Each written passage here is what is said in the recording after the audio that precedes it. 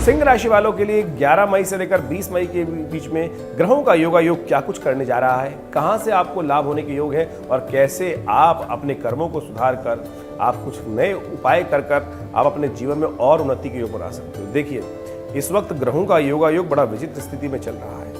ग्रहों का योगायोग समझें आप। देखिए सिंह राशि वालों, आपका मंगल और शनि का योग जो बन रहा है, मंगल 12वें बैठकर शनि के साथ षष्ठाष्टक योग बना रहा है और साथ साथ जो और ग्रहों का परिवर्तन होने जा रहा है वो आपके लिए कुछ अच्छे भी और साथ साथ कुछ कष्ट के योग बना रहा है। मंगल तो 12वें में जाकर जो नीच का हो गया है वो आपके लिए आपकी उन्नति में कुछ बाधा उत्पन्न कर सकता है और शनि को भी खराब कर सकता है। शनि आपके लिए बड़े दिनों बाद, करीब करीब 30 साल बाद गोचर में बड़े लाभ के योग बनाते दिखाई दे रहे हैं। ऐसे में आपको कुछ सावधानी बरतने की आवश्यकता दिखाई देती है। आपके शनि को बिगाड़ सकते हैं और परिवार में कुछ खलबली ला सकते हैं शनि महाराज, ऐसा समझ लीजिए।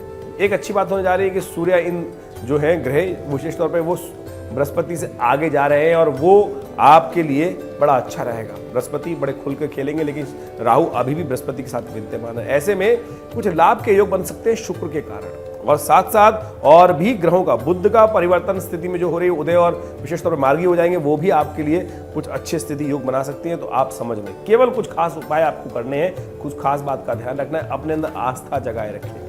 मैं आपकी राशि पर आजकल जब भी आता हूं, मैं आपको एक बात बताने का प्रयास करता हूं, आप जितने धार्मिक रहेंगे आजकल वो आपके लिए उन्नति के योग बनेंगे। इसलिए सबसे पहला कार्य आपको यही करना है और इन 10 दिनों में बहुत सारे धार्मिक कार्य आप यदि कर लें, जो छोटे छोटे उपाय के रूप में है, आप सही मान लें, आप अपने ग्रहों को ठीक कर लेंगे। बृहस्पति का खेल बहुत बढ़िया हो जाएगा आपके लिए। भाग्यम फलति सर्वत्र, भाग्य के सब खेल होते हैं ना, और भाग्य में बृहस्पति बैठे हैं, लेकिन लगातार राहु वहां बृहस्पति पर अंकुश लगाए हुए हैं, शुभ करने नहीं दे रहे हैं। फिर 12 साल तक इंतजार करना पड़ेगा। इसलिए मेरी बात मानो और कुछ खास उपाय जो बताऊं वो अवश्य कर लेना। सबसे पहले हम बात कर लेते हैं 11 मई की। तो 11 मई को सिंह राशि वालों के लिए कैसे ग्रहों का योगायोग है। देखिए सिंह राशि वालों, 11 मई को पंचांग कहता है कि उस दिन षष्ठी तिथि है और गुरुवार का अवसर है और साथ साथ भद्रा विद्यमान है। सुबह 11:28 से लेकर करीब करीब रात्रि में 10:17 तक भद्रा रहेगी और बुध उस दिन हो जाएंगे उदय।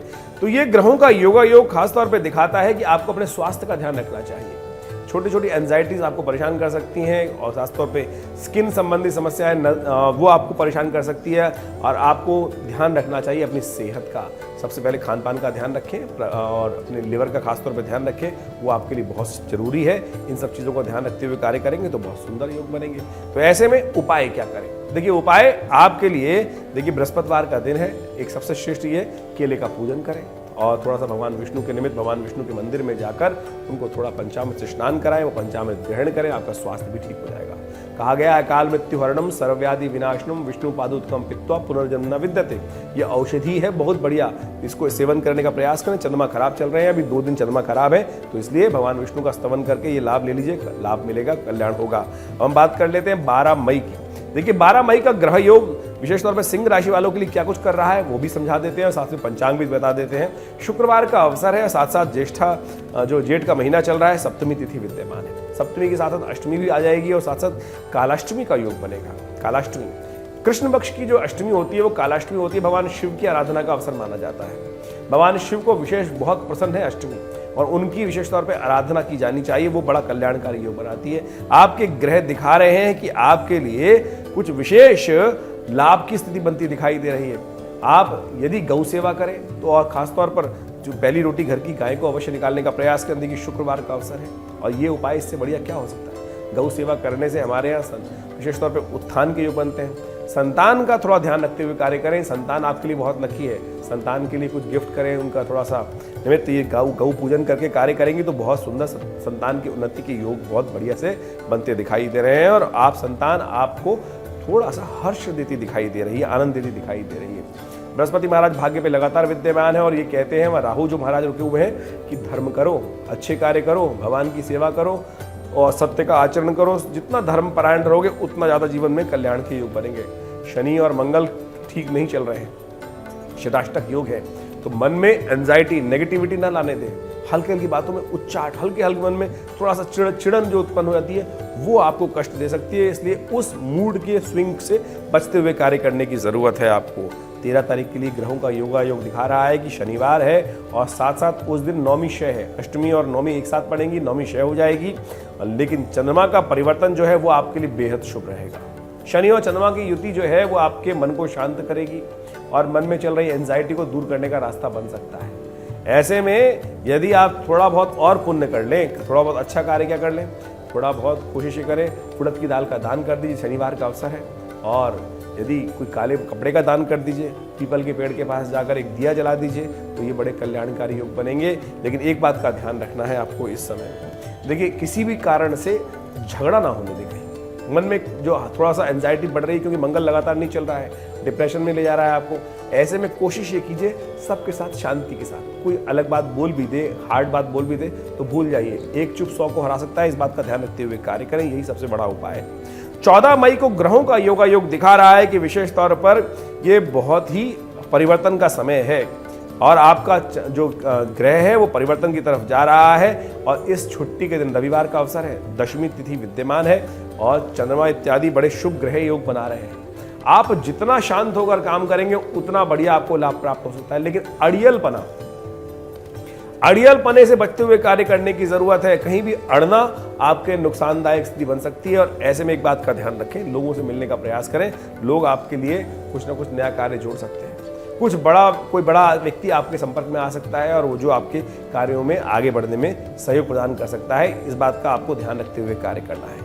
देखिए इस दिन भद्रा विद्यमान है, शाम को करीब 3:43 पे भद्रा शुरू होगी। तो उस समय के बाद कुछ नया कार्य करना आपके लिए अच्छा नहीं रहेगा। कोई नया सामान खरीदना, कुछ नए कार्य का आरंभ करना, वो आगे भविष्य में कष्ट दे सकता है। तो इस बात का ध्यान रखते हुए कार्य करें।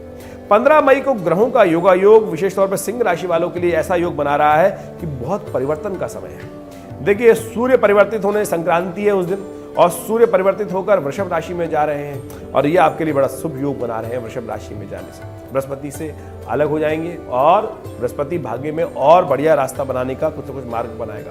साथ में बुध भी वक्री हो रहे हैं। बुध अभी गलत मार्ग से आपको आगे बढ़ाने के योग, उदय तो हो गए थे लेकिन फिर भी वक्री थे, अब सीधी गति पर आगे चलने की तरफ जा रहे हैं और ये दिखा रहे हैं कि आपके लिए अच्छा रहेगा समय। आपकी खासतौर पर बुध की जो विचारधारा है उससे आप लाभ ले सकते हैं। बुध के अंदर एक बड़ी अच्छी तासीर होती है। कोई अच्छा ग्रह काम कर रहा हो तो वो खुद भी बुध अच्छा काम करना शुरू कर देता है। ऐसे में बुध का लाभ लेने के लिए आपके लिए अच्छा है कि आप साबुत मूंग की दाल का दान कर दें, वो आपके लिए कल्याणकारी योग बनाएगा, अच्छा योग बनाएगा।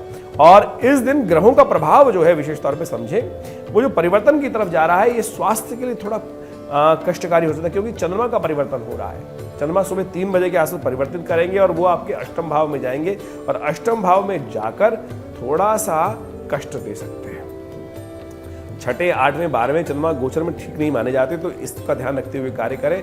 थोड़ा सा मन को साधने का प्रयास करें, छोटी छोटी बात में इरिटेट ना हो तो आपके लिए अच्छा रहेगा।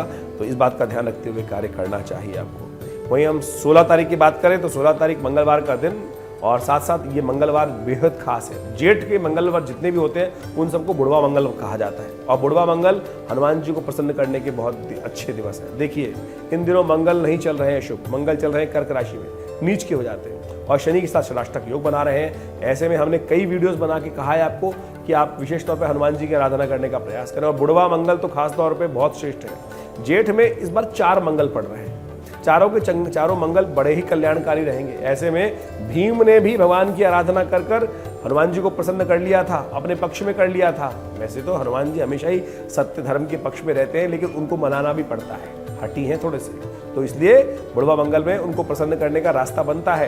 तो ये साल में एक ही बार योग बनता है बुढ़वा मंगल का, एक ही महीने में। इस बार 4 मंगल जो पड़ रहे हैं बड़े कल्याणकारी रहेंगे, इसलिए मंगल को ठीक कर लीजिए और पूरे आने वाले 2-3 महीने अच्छे हो जाएंगे। हनुमान चालीसा का पाठ कर कर लाभ ले लीजिए।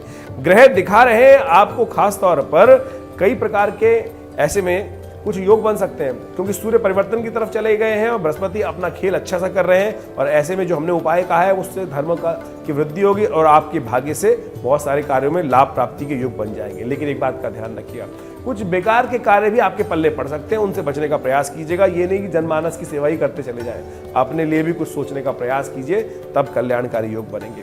देखिए अब 17 तारीख को हम समझ लेते हैं। 17 तारीख को ग्रहों का योगा योग दिखाता है कि उस दिन बुधवार है और प्रदोष है उस दिन। देखिए ज्येष्ठ के महीने में प्रदोष और बुधवार के दिन प्रदोष पड़ना यानी व्यवसायिक उन्नति के योग बना। जिनको लोन परेशान कर रहा है, व्यवसाय में उन्नति का मार्ग प्रशस्त नहीं हो रहा, बुध बहुत दिन से खराब चल रहे थे, अब बुध ठीक भी हो गए, तो ऐसे में बुध प्रदोष जो है बहुत ही शुभ है। शिव की प्रसन्न कर कर आप और व्यवसायिक लाभ ले सकते हैं। और बुधवार के दिन कोशिश करें भगवान शिव, बुधवार के दिन जो प्रदोष पड़ रहा है उसके साथ साथ शिवरात्रि भी है, मासिक शिवरात्रि, क्योंकि रात्रि में चतुर्दशी आ जाएगी तो प्रदोष और साथ साथ यानी ये शाम बहुत बेहद खास रहने वाली है। शाम बेहद खास रहने वाली है, उसका मतलब दूसरी तरफ मत ले जाइएगा। आराधना कर कर शनि महाराज आपके बृहस्पति को उदय करने के लिए बहुत सुंदर तिथि बन रही है। और शिव को प्रसन्न करने का प्रयास करें, भगवान के मंदिर में जाकर हो सके तो खास तौर पर यह शाम बेहद खास है। मैंने दोबारा समझा देता हूँ, फालतू कामों में बर्बाद मत कीजिएगा, क्योंकि मंगल आपका खराब चल रहा है, कहीं और भोग विलास में लग गए तो फिर इस पुण्य कार्य को गवा देंगे। कोशिश करें जितना हो सके उस दिन भगवान की आराधना शाम को ओम नमः शिवाय का जप कर लीजिए। यदि मंदिर के आसपास है तो उनका अभिषेक कर लीजिए और साथ साथ बिलपत्र अर्पित कर दीजिए। देखिए सब शुभ होगा, कल्याण के योग बनेंगे।